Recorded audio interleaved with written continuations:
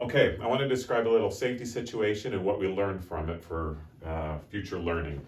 So right here we had a dozer. This is a push dozer, and he was pushing scrapers and filling them up in this pond on this side of the job. This green line represents where the scrapers were traveling, so they're going in this circular motion. In addition, there was a water tower over here, and this is the water pole that we have here, and he was traveling this direction and watering down the fill area that they were working on. In this scenario where we had an accident, we found some mud and we had a grader on site, so we used the grader to push out this mud. What was happening, he was pushing the mud out in this direction. If you notice here, I'm going to use my other hand here. If you notice here, he's crossing those two green lines. He's crossing the paths of the water pole and the scrapers and moving into their red zones.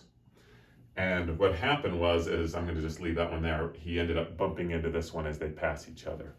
The hard part with this is it left the safety problem to human error. What I mean by that is maybe you look over your shoulder and you get it right 999 times, but that one time out of 1,000 that you don't look over your shoulder as well, it leaves human error, and we're all kind of fallible human beings, we make mistakes, and it left human error into the equation, and then we bumped and punctured the side of the water pole.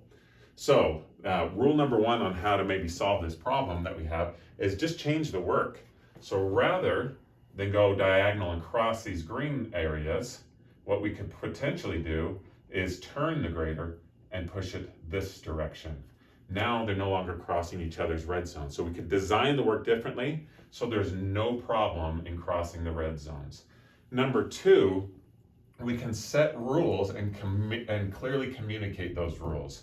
What I mean by that is at the beginning of the day, the entire crew can get together and say, this is how we're going to work the job, and here are the rules. In this case, maybe they find the mud. The grader operator could get on the radio and say, hey everybody, I'm going to be working this mud. I'm not going to cross your red zone, but my red zone is going to be here.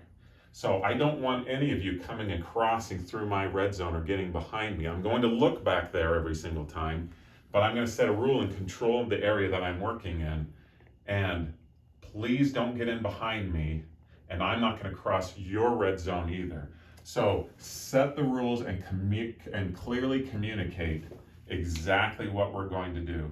So that's what we recommended to keep this type of problem from happening in the future.